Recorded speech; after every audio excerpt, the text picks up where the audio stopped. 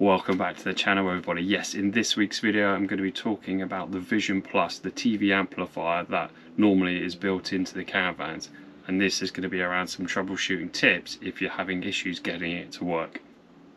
Rightio, so here's our Vision Plus, yeah, before we go to setup on site, obviously we'll come in, turn it on, make sure we get the blue light to signal that obviously we've got power going to it. Don't touch the gain, it's on maximum, never needed to mess about with that. And obviously you've got your two feeds, so front and rear of your Caravan, and then you've got your signal coming in from your actual aerial, and then obviously your power coming in. So when it's all functioning properly, obviously this is how it should look. Now if you've got an older model, you might not have the light, and if you've got a different brand, again it might be slightly different, but again these trouble techniques will be the same to actually go and find if you have an issue. So the first item to check if you've got issues would be to make sure that you've definitely got power coming into the van and the system is wired up. So again, this indicates obviously we've got 12 volt and it's all functioning. So the second thing to look at, if the first one's fine, would be to actually check the fuse and make sure that that hasn't blown. Now with ours, when you pull down the side panel, we've actually got this diagram which actually talks about what fuses are actually installed in the main unit. TV amplifier is actually item 6. It's actually being wired in with the radio, and again I followed the wires from the actual cupboard, and it shows me where that goes. So again, that should be the same for the majority, but again you'll need to check whether it's in the manual or whether you've got this sticker being applied to your Caravan or cupboard, but it's worth checking. So whenever you're testing fuses, you want to make sure that your main unit is switched off before you pull any of these out. What you don't want to do is cause any issues and actually blow the fuse that you're trying to test as a result of keeping this powered up. Just extra safety when you're just trying to eliminate and problem solve these issues. So now we know it's number 6.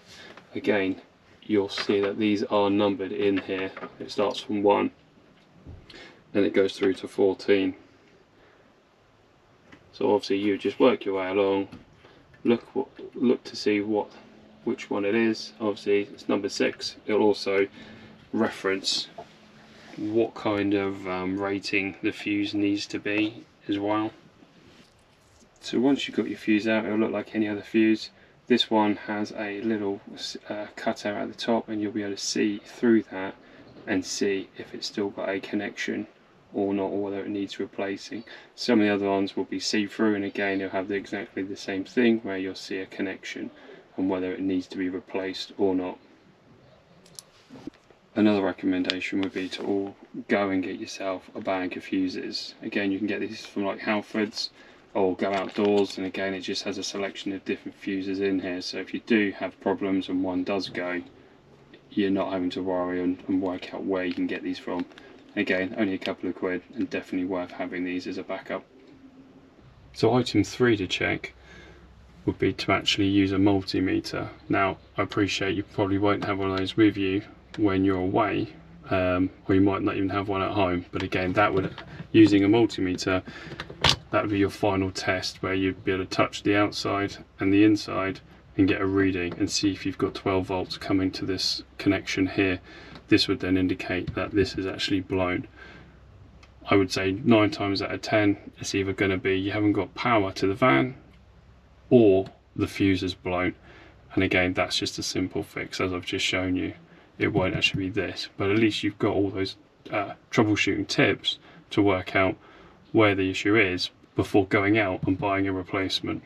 One other point to remember is obviously this is consuming power, so if you are using your 12 volt battery and you leave your power unit on, obviously this will drain it over time. So if you're plugged up to the mains, it's not a problem, but yeah, just be mindful that this will draw power. So again, you really want to be making sure that this is switched off when you're not using it, or just turn off the actual main power to the van. Rightio, so if you did want to test the fuse with a multimeter because you weren't sure about the fuse for any reason, it's just about putting on a continuity test. So when you touch the probes, obviously it makes the sound, and then you would just go across the 2 pins and it would give you that beeping sound. So that's just a quick, simple way to test it. If you wanted to use a multimeter, like I say, you should visibly be able to see anyway if there's a break, but again, if there's any doubt for any reason, you can use a multimeter, and that's how you would test it. So if you're testing the connection here, you would have it on 20 volts, positive in the middle, negative on the outside, and then yeah, you got your reading. So it tells you that you've got your 12 volts coming into this connection. Rightio, so hopefully that's given you all the information that you need to troubleshoot this if you're having this issue. If not, maybe you're just watching it just so again you've got this for future reference if you have any issues in the future. What I'll do is also I'll link to my other video around getting the perfect TV signal. And again, these go hand in hand. Obviously you need the amplifier to be able to do that, and yeah, I'll leave that at the end of the video. So that's it for this week's video. Hopefully it's been useful. Any comments, drop them below, and I will see you all on the next one. Cheers everybody.